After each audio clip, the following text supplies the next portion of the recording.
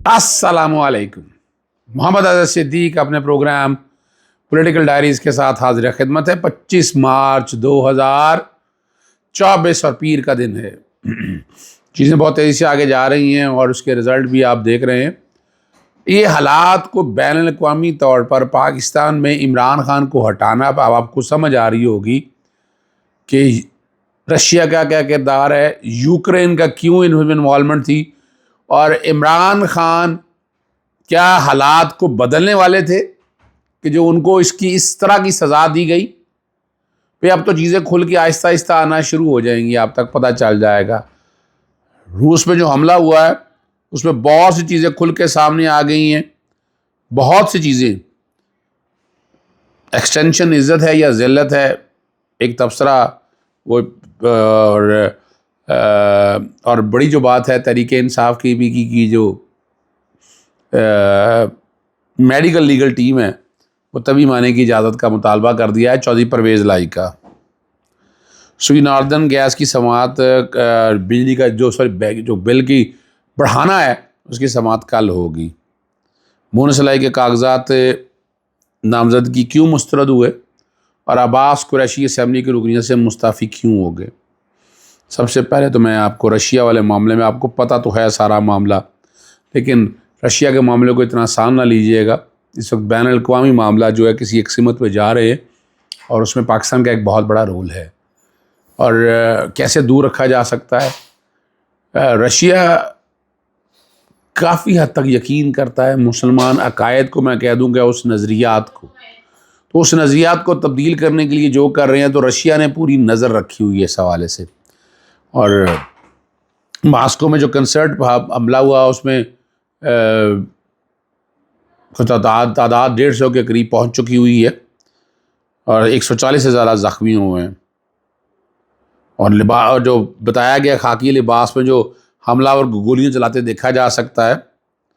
11 افراد کو حراست میں لیا گیا, جس میں سے 4 افراد جو ہے نا براہ راست ملوث, وہ یوکرین جاتے ہوئے پکڑا گیا. شدت پسند تنظیم نام نہاد دولت اسلامیہ IS, اور کہا کہ وہ ان کے پیچھے ہیں یہ. اور لیکن کہانی آپ کے سامنے بڑی واضح طور پر آ جائے گی. امریکہ کہتا ہے کہ اس نے خبردار کر دیا تھا وقت سے پہلے, تو اس کے پاس کون سی ایسی ڈیٹیل رپورٹ تھی کہ کیا ایسا معاملہ تھا. اب یہ تو سوالات اٹھ رہے ہیں نا, اور رشیا اس معاملے کی منطقی انجام تک جائے گا. رشیا کا ایک رول ہے, میں رشیا کا ایک رول دیکھ رہا ہوں آنے والے دنوں میں, یاد رکھیے گا. جس کو غزوہ ہند کے حوالے سے کچھ اندازہ ہے, کچھ اس خطے کا رول آپ کو اندازہ ہو, رشیا کو پہلے کیوں توڑا گیا. رشیا کو پہلے دیکھیں نا, رشیا کو تباہ و برباد کیا گیا, لیکن رشیا پھر اٹھ کے پاؤں پہ کھڑا ہو گیا. اس کا مطلب کیا ہے کہ رشیا نے, اور ویسے بھی خطے میں توازن رہنے کا بہت ضروری تھا کہ دو بڑی طاقتیں جو ہے نا رہتی. جب آپ نے ایک بڑی طاقت بنا دیا, ایک کو توڑ دیا, اور آپ کی پوزیشن آپ دیکھیں آج آپ کہاں کھڑے ہیں, اور جو امریکہ کے ہواری ہیں, جو ساتھی ہیں, وہ آج کہاں سے کہاں پہنچ گئے ہیں. ہم تو ہماری حالت تو آپ دیکھ چکے ہیں کہ جو کچھ حالات ہم نے دیکھے ہیں وہ وہاں سے آپ اندازہ لگا سکتے ہیں کہ ہمارے لیے کتنے مسائل چلے آ رہے ہیں. رشیا نے ایک اور کام کیا ہے جو ہم یہاں بڑے عرصے سے نعرہ لگاتے رہے تھے, وہ LGBT جو ہے نا اس موومنٹ کو ایکسٹریمسٹ اور ٹیررسٹ آرگنائزیشن کی لسٹ میں شامل کر لیا انہوں نے. یہ خبر جو ہے ٹائمز آف انڈیا میں بھی اور فرانس میں بھی چھپی ہے, اور یہ بڑی خبر ہے, یہ چھوٹی خبر نہیں ہے. تو یعنی, اور Russia financial watch dog said Friday it had added that it calls the international LGBT movement to its list of terrorist and extremist. ٹھیک ہے نا, اس کا جو امپلیکیشن وہ بتا رہی ہیں it's not clear, ٹھیک ہے نا جی, لیکن وہ یعنی یہاں سے آپ اندازہ لگا سکتے ہیں کہ یہ صرف خالی LGBTQ جو ہے نا, خالی ایک دکھاوے کے لیے نہیں, میرا جسم میری مرضی, پاکستان میں ٹرانسجنڈر کو بیس بنا کر اس کو آگے لے کے آنا. اور ہم میرا جسم میری مرضی کے خلاف ہم کیوں تھے, ہم یہ عورت مارچ کے خلاف کیوں تھے, تو ہم نے وہ چیزیں ساری ریکارڈ کے اوپر رکھی تھی, اور اس وقت ہمارے لوگوں کو ہمیں مذاق سمجھتے تھے. لیکن ہاں, جب بھی آپ قدرت کے خلاف چلیں گے, قوم لوط کی حالت آپ نے دیکھ لی ہے, جب بھی آپ معاملے کو اس کے قدرت کے دیے ہوئے اصولوں اور قوانین کے خلاف لے کے جائیں گے تو حال کیا ہوگا وہ آپ کو اندازہ ہو جانا چاہیے اس بات کا. اور اللہ نہ کرے کہ آپ کوئی اور مسائل میں پھنسے. لیکن سوئی ناردن کی گیس پر سماعت کل ہو گئی، بم گرانے کی تیاریاں شروع آ گئی ہیں. تیسرا اضافہ مانگ لیا انہوں نے. اوگرا 25 مارچ کو گیس کی قیمت سے متعلق سماعت کرے گا. سوئی ناردن نے 4,499 4,489 روپیز فی MMBTU قیمت تجویز کی ہے. گیس مہنگی ہونے سے بلوں میں اوسطاً 155% اضافہ ہوگا. یہ PDM2 کے کمال دیکھیں. کوئی جو پیچھے بیٹھے انہیں کوئی فرق نہیں پڑنا، نہ شریف خاندان کو، نہ زرداری ان کو کوئی فرق نہیں پڑنا، جو کہ ان کے تو پاس پیسہ اتنا ہے اب جتنا مرضی مہنگا کر لیں. ان کے پاس تو یہ چیزیں میٹ اور اشرافیہ کی جس کی باتیں کرتے ہیں وہ تو ان کے گھر میں بیٹھی ہوئی ہے، تو انہیں تو کوئی فرق نہیں پڑتا. یہ ایک بڑا فیصلہ کیا ہے تحریک انصاف نے، اور اس میں سمجھتا ہوں یہ معاملہ میڈیکل کرانے کے حوالے سے ہمیں لاہور ہائی کورٹ میں بھی درخواستیں آنی چاہیے تھی یا متعلقہ ججز کے پاس بھی آنا چاہیے تھا. لیکن KPK کے جو مشیر اطلاعات ہے بیرسٹر سیف نے اور پرویز رائی کے ساتھ جو رویہ ہے وہ تشویشناک قرار دیا ہے، اور ان کا ہم تسلی کرنا چاہتے ہیں کہ وہ گر کر زخمی ہوئی یا ان پر تشدد کیا گیا. اور حادثے پر اور مطالبہ کیا ہے کہ میڈیکل لیگل ٹیم جو ہے خیبر پختونخوا کی وہ اس کا طبی معائنہ کرنے کی اجازت دے اور رسائی دے، اور اگر رسائی نہیں دے گئی تو قانونی کارروائی کا ارادہ بھی رکھتے ہیں. یہ بڑا آسن فیصلہ ہے. میرا جہاں تک خیال ہے ہمیں خود بھی یہاں پر لاہور ہائی کورٹ کے حوالے سے بھی اس معاملے کو اٹھانا چاہیے، یہ بہت ضروری ہے. ایک بڑی زبردست جو بات ہے نا، دوبارہ گنتی سے پہلے پیپلز پارٹی کے علمبردار عباس قریشی اسمبلی رکنی سے مستعفی ہو گئے. یہ بڑی عقل مندی کا میں مظاہرہ کہوں گا. انہیں پتہ ہے کہ ہار جانا ہے، انہوں نے کہا یہاں الیکشن ہی دوبارہ لے لیں، اور ان کے مستعفی ہونے کا نوٹیفیکیشن جو ہے نا ویب سائٹ پر جاری کر دیا گیا. افغان خان پتافی دوبارہ گنتی کا حکم دیا تھا. ان کا کہنا تھا کہ علمبردار عباس قریشی کے استعفے کے بعد PP 229 میں دوبارہ الیکشن کا شیڈیول جاری ہوگا. یعنی وہ بھاگ گئے نا اس سے کہ اگر ری کاؤنٹنگ ہوتی تو ری کاؤنٹنگ میں ہار جانا تھا. منسلح کے کاغذات نامزدگی کیوں مسترد ہوئے، تحریری فیصلہ جاری کر دیا. اپنا PP 158 سے کاغذات تحریری فیصلہ جاری کر دیا ہے. اور مین جو ہے نا وہ الیکشن ایکٹ 2017 کے سیکشن 62 سب سیکشن 9 کے تحت مسترد کی ہیں. یہ نارمل ہے، یعنی وہ جنرلائز کوئی نہیں ہے. اور منسلح کا اعتراض تھا کہ اشتہاری قرار دیے جا چکے ہیں کہ منسلح نے 180 کنال سے زائد زمین جو ہے نا وہ انکم ٹیکس اور زرعی آمدن کا ذکر نہیں کیا، اور تفصیلات بتانے میں ناکام رہے. حالانکہ سپریم کورٹ تک یہ بات آ چکی ہے اشتہاری ہو جانے سے آپ کاغذات نامزدگی مسترد نہیں کر سکتے. یہ محمد حنیف کا کالم ہے، مسیحا کی مدت ملازمت، یہ ایکسٹینشن عزت ہے یا ذلت ہے.